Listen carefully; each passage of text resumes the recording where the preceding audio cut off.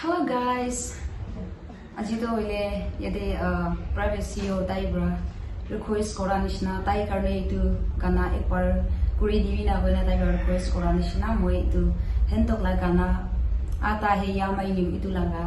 gana loi kana hai se so bune kan side divi aro bol lagi se bole like share kuri divi de